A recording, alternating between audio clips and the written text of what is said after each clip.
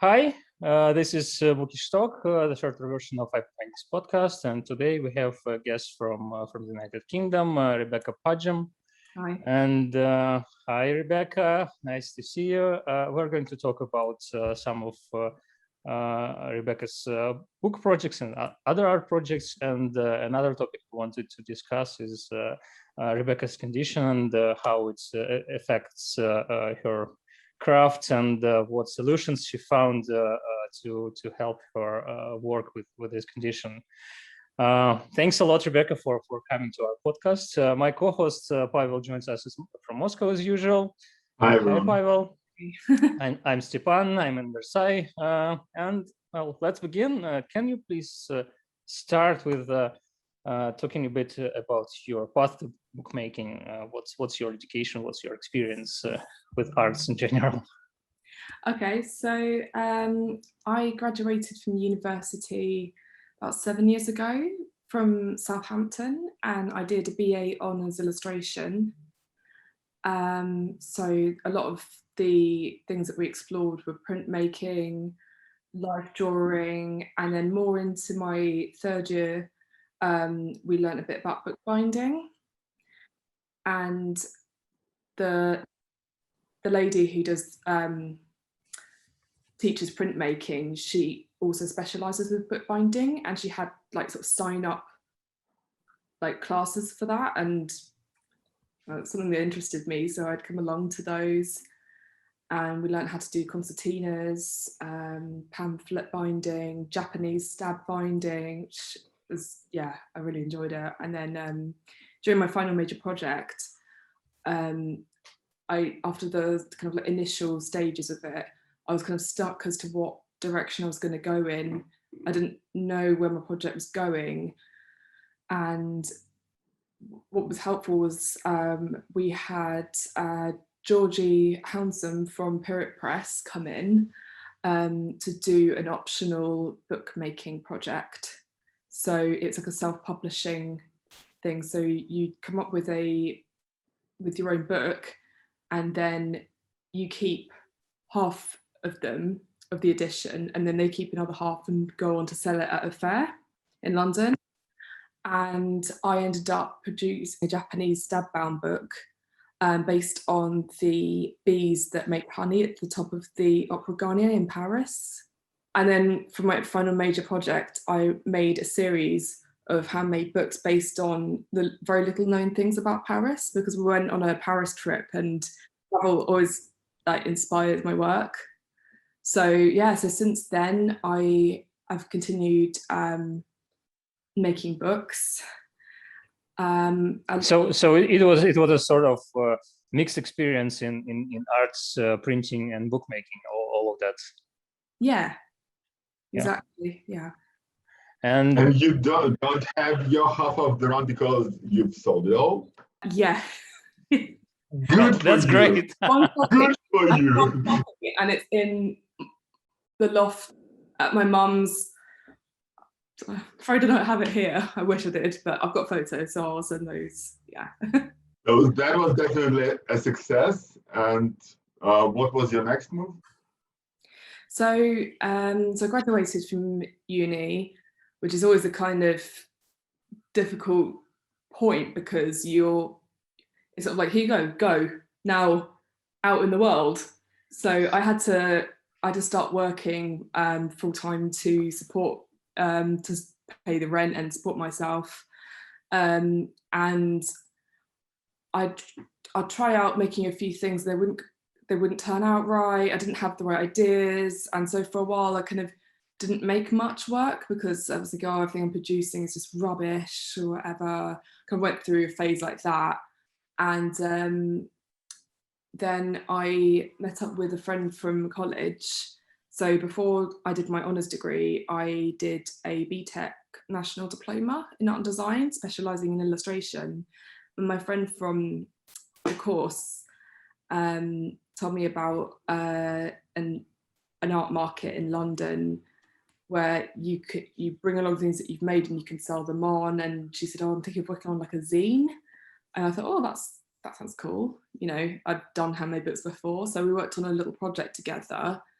And then the ball started kind of like rolling again, and I started to get ideas from other trips I'd taken, and I produced a book based on a trip to Florence 7 years ago. And then I just kind of like carried on with that. Sometimes I needed like refreshing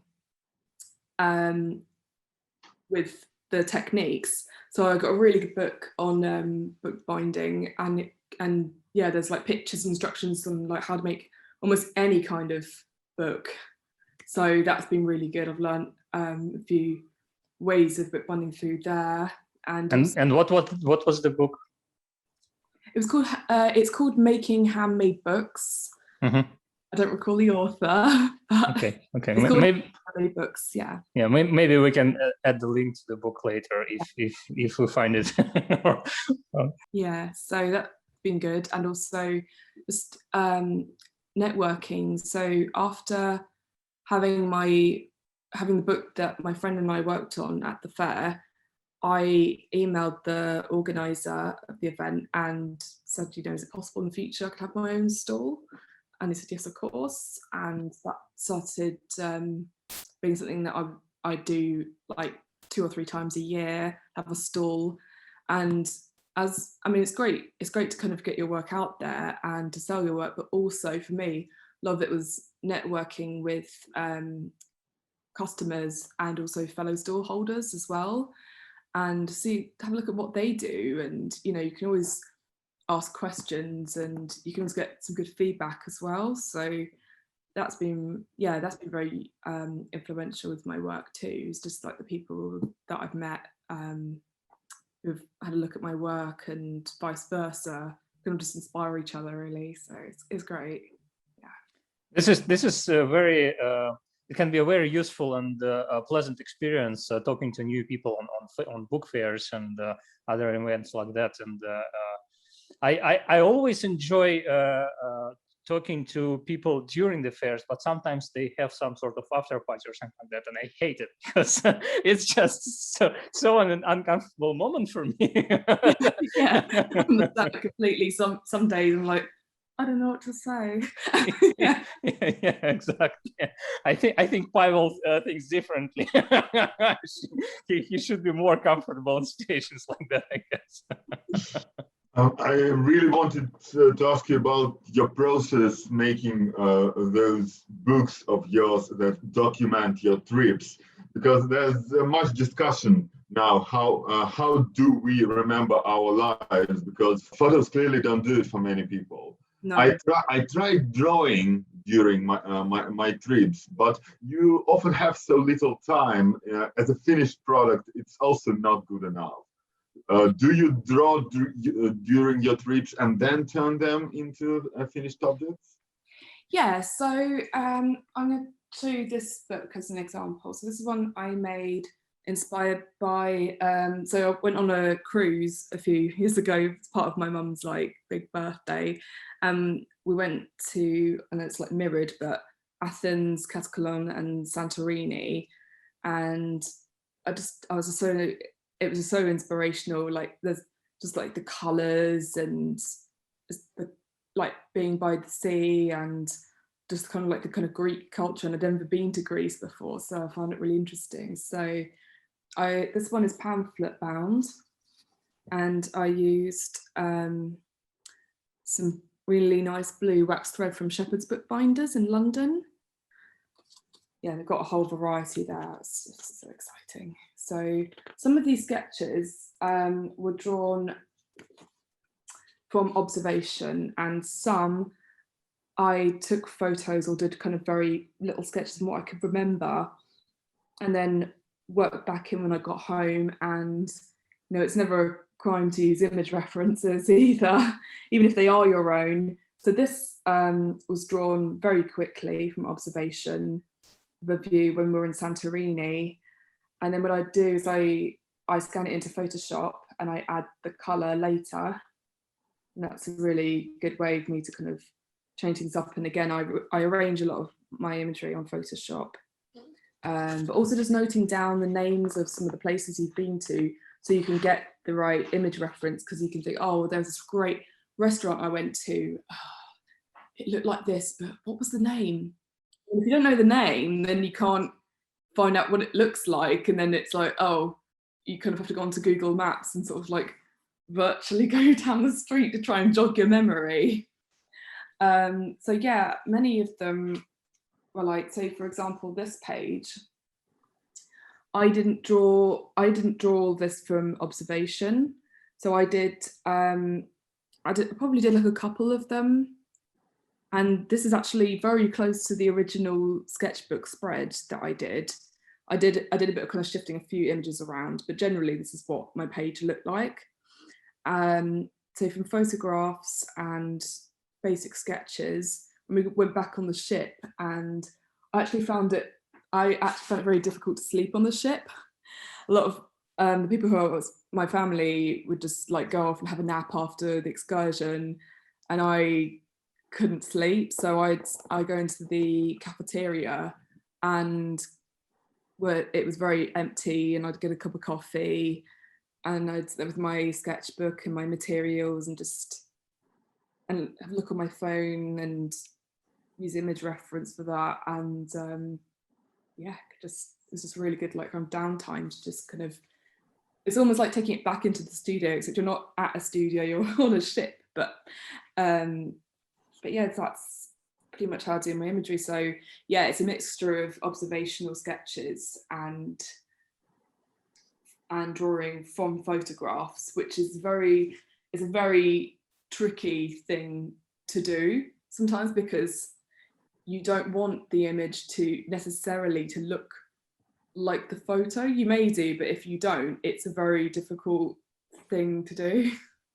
Yeah, I hope it helps some of our viewers, because it's always quite insightful to see how a different person works during their creative process, and what tricks they use to help themselves. So we met initially on Facebook I think I'm a bookbinder group or something. Yeah. Yeah, and you wrote about one particular issue because of your hypermobility syndrome, that you have trouble trimming books, or lots of books. So first, did you find any solution to this current problem? And if you can speak more about this condition and how you deal with it, that would be great. Okay. Yeah, so it was actually only 2 years ago I got diagnosed. And these things could take a while to be picked up on. So I was diagnosed with Hypermobility Spectrum Disorder, which basically means that my joints are hypermobile. They're not, and it causes me a lot of joint pain. I think when you mention joint pain, a lot of people automatically think arthritis. But arthritis is when your joints are very stiff, and that can happen with hypermobility. But with hypermobility, it's quite the opposite. It's what they call double jointed, which is often seen as quite a cool thing or whatever. But like, it's actually not as cool as it sounds. Being able to do party tricks, I mean, that's great. But like so I'm mostly affected in the lower half of my body, but I do have issues. My wrists are hypermobile. That's when doing bookbinding can be very difficult, especially if I've got to put any kind of like stress on it. It also bookbinding has many of small movements and precise movements, and that's where you need your wrists at their best. So yeah, absolutely. And it can also cause me fatigue as well. One of the main issues that I had discussed was trimming the books. So when I make books like this one, once I've bound it, there's still some excess that needs to be trimmed down. And at uni, we were taught to like, don't use one of those guillotines, because you're trimming a lot of pages. So the best way to do it is with a mat and a knife and a ruler. That's a very precise thing, and when you do it, you've got to start off light, but you've got to keep your hand in place too. and yeah, that can cause me a lot of like aching and pain in my wrists. So one way I've got around that is contacting local print shops, because they can do like finishing, like trimming and things like that. So that's been really good. Some places do it for free, and some places it's like a small fee, but it's absolutely worth it. Yeah, for sure. Okay, that does sound great, especially if some places are ready to do that for free. And I guess this should be a great advice to some of our viewers, because I've seen similar questions on the web before, because many hobby binders do not know where to trim their books and how to better trim their books, and sometimes they can't do it can do it on their own, but the results are not always perfect. So, well, yeah, the first advice is to find a local printing shop. And any other solutions with book trimming, and maybe with some other process, because besides trimming, there are other processes that can be, I guess, taxing with your condition. Yeah, absolutely.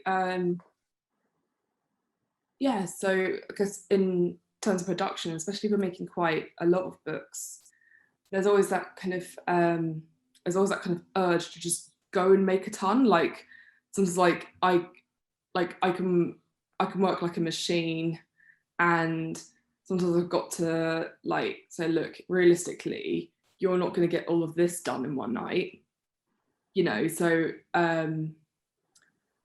so I've had to kind of like so like pacing like really helps. And if I'm having an evening or an afternoon where I want to get something done, but my body's just like not up for it, like not to get annoyed with myself that I can't do it, just to say, look, you're gonna do a great job with this once you've taken a bit of time off from it, sort of thing. So yeah, a lot of it is just like pacing it out kind of thing. Yeah. Well, that's a great advice for any craftsperson or any person at all, because you always need to to pace your work, and it's never good to be overworked. No, so, no. So that also works for everybody. Yes. I also I just thought about it. I'm not sure if anyone recommended you this option, because there is this class of tools or type of tools, vertical plows. It's a bit different from traditional bookbinding plows, but because traditional bookbinding plows still demand some pressure from you, and it's a repetitive movement, so it can be hard to do this. But vertical plows,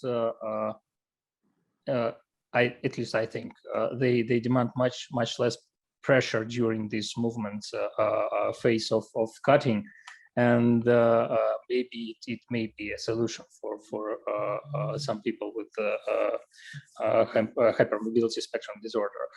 I'm not sure, but maybe just a guess. So can you show us maybe some other of your works and maybe some more recent projects? Yeah, absolutely. So as well as the Athens Catacolo Santorini book, I have brought 3 of my miniature concertina books I'd like to make. I think I've seen at least 1 or 2 of them on Facebook. You shared previously. So this is probably the first one that I made, and it was originally paperback, and because it did so well at fairs, I then took it into hardback. So this one's cats and dogs. So little belly band that holds it together. And open it up. Yeah, so it's up like this. And each image is a cat and a dog. Mm-hmm. Yeah, that's nice. It's a theme and subject matter that I've been interested in since my second year of uni. I started drawing a lot of dogs. I just couldn't stop. I started drawing dogs. And then it was cats as well. So I just thought I'd make a little celebration book of that. And these miniature books, these were inspired by a publishing platform called Micro Library Books, who are based in East Sussex as well. And they usually use an entire, so these books that I make, they are half a sheet of A4 paper. Whereas they make theirs with a whole sheet of paper. I don't know, I find for me it's a lot easier to make them just a bit smaller. But yeah, they were the sort of like sole inspiration for these miniature books. So there's the cat one. I've got on pigs. It's great that you also showed us how this book is laid out, and I guess this also may be an inspiration for some of our viewers to make similar miniature books out of half a sheet of A4 paper. Yeah, definitely. One of the questions I get asked a lot is whether all my books are like completely handmade, and they are handmade. So I make the books myself, and I do the covers too, with board and coloured paper. But each book is a copy, so they're not all like one-offs. So they're all hand-drawn, scanned in, arranged in Photoshop, and then printed.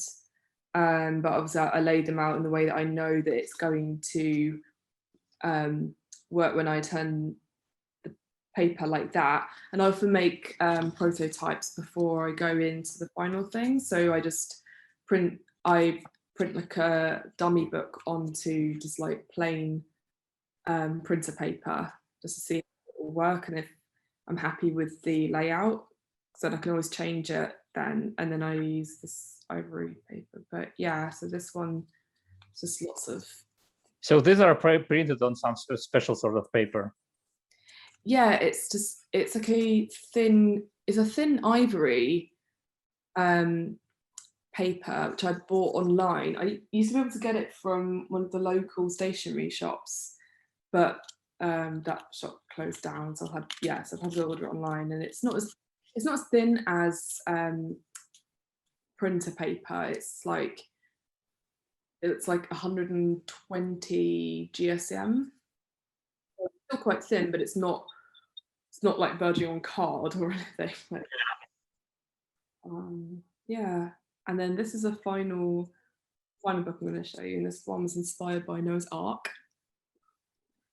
So as you know, Noah's Ark, he had 2 of every animal on the boat.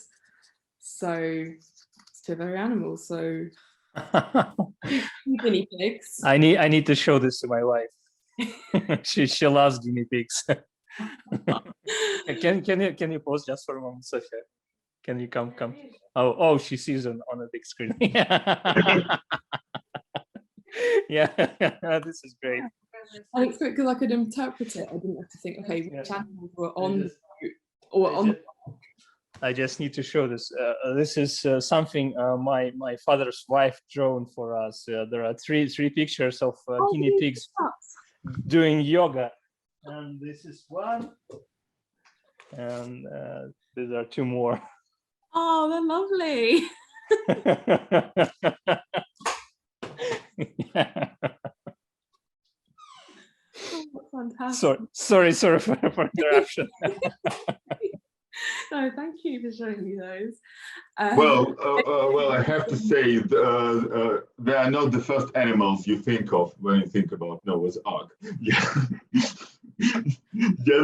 yet clearly they were there. They're still with us. Yeah. This is it. It's kind of open to inspiration. So I thought, oh, I can add any animals that I like, really. I don't have to think, okay, 2 penguins, 2 lions necessarily. Why not have guinea pigs? There's dogs. So I come back. Got giraffes, hedgehogs, Hedgehogs. Yeah.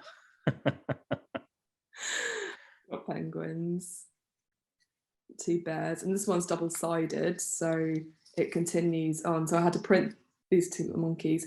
So I had to print these double-sided, which is really fun. Got cats, zebras, dinosaurs. I mean, before Our American friend. you know, not birds, foxes, lions, and then what I decided to do was to do something with the underneath space. So usually I leave that blank, and I was thinking, okay, what kind of hidden animals could I have underneath? And I was thinking I could have like maybe hermit crabs, but instead I decided to do bats. So these have like Wow. wings out. So they're hidden underneath the arc. That's nice. Yeah. So, Bats are usually often get overlooked. So nice to see them here. yeah, so that's those. Yeah, I really enjoy doing the pop outs, but I try not to make it too complex. Just something that's very kind of like simple but effective. Yeah. As I understand, you sell them at fairs, among other things. Well, not only at fairs. You have your Etsy shop, but this past year was quite hard for people who are selling things at fairs. Yeah. How was it for you? And what are your plans with UK gradually opening now? And are there any fairs planned for the rest of the year? How does it go? All right. So obviously with what's happened the past year, like real life fairs have been cancelled. They've not been going on. So some fairs have become virtual. So they're via Instagram, where you upload what you're selling to your story and tag them in it, and then they share it and you become part of the market. So I took part in those. It's also pushed me to promote myself more on social media because of, well, I mean, even outside the pandemic, people use social media a lot, but even more so. So it's been joining more kind of small groups on Facebook, promoting what I've got on my Instagram. Yeah, that sort of thing. I did have one market in September, which was great. Obviously, had to wear masks and things like that. And at first I was a bit kind of wary about the turnout, because I thought, well, maybe some people don't feel so confident in coming out in public to a market or a fair with what's going on. But actually it was a great turnout, and it was really nice to catch up with fellow stallholders, because when I do the same event, a lot of other people do the same event as well. So it's sort of like, oh, hello, nice to see you kind of thing. So it's quite good. You kind of like make like art friends through there. So that's good. Yeah, so I'm hoping to do a market in, I think it's going to be July. No, September. But I haven't had the email through about requesting a stall yet. So I'm hoping September. But in the meantime, I'm just sort of just working on my social media marketing and things like that with selling my work. Over the past few years, I found I realized that Instagram is much more useful as a promotion platform compared to Facebook. Facebook, it seems to me that Facebook doesn't work at all for small businesses like ours, I guess. What's your experience with that?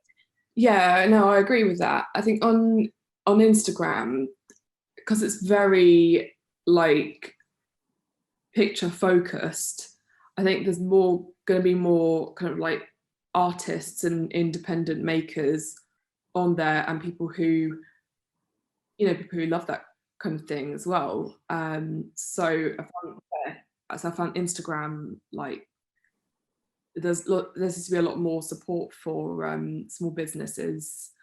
Facebook, I find, is very compared to Instagram, it's very kind of like person focused. So I think it depends on what you make. So some things I've made have done better in terms of sales through Facebook than Instagram, but it's always interesting to see what it is that that's more popular on Facebook. I mean, I think on Facebook usually it's things that people need or are going to use, rather than an art form or like a handmade book or something, because I don't know, maybe they're just not looking out for that kind of thing. So sometimes, unless the book has a use, so I do handmade notebooks, and I've been able to sell those on my Etsy through promoting on Facebook, then yeah, I tend to find that those sell a bit better. But I think more with this past year, there's been a lot more kind of awareness that small businesses need to be supported at this time. So I think Facebook's starting to become a lot more kind of open to that kind of thing. There are more groups for supporting small businesses and creative markets. So I think it's growing in that sense, but usually I find Instagram's more the creative platform for me. Okay, thank you. Pavel, do you have anything else to ask? Because I think we covered most of the things we wanted to talk about. So if so maybe one last question: what are your ambitions? What would you like? Where would you like your craft to take you, and where would you like to take your craft? Okay, so in terms of my craft, my plans are to keep going with them and just to keep exploring, really. So I'm actually going back to university in September to study UX design, which is user experience design, and I'm hoping that from that will be able to feed into my craft making, because it's very kind of user and customer, like consumer focused. So it's like, okay, what do people like, kind of thing. So I think that's going to be very helpful and useful in my bookmaking business. That's an interesting idea, and I guess many of the artisans who work with books sometimes forget about the importance of user experience, because they make objects for art, and then the user is just has to comply, with this art. So it's great to hear that you are concerned about this issue and this aspect. Yeah, there's a good balance of that. So great. Good luck with your studies. Thank you for talking to us today, and good luck with your future projects. I hope I will see, and we will see, many of your future experiments on Facebook and Instagram. And our viewers and listeners can see the links below and check Rebecca's projects, and also on her Etsy store. And as usual, thanks to our patrons on Patreon who pay money to us so that we can make this podcast. And thanks a lot to all our viewers and listeners and our community. And see you next time on iBookBinding's podcast. Bye. Thank you. Bye-bye.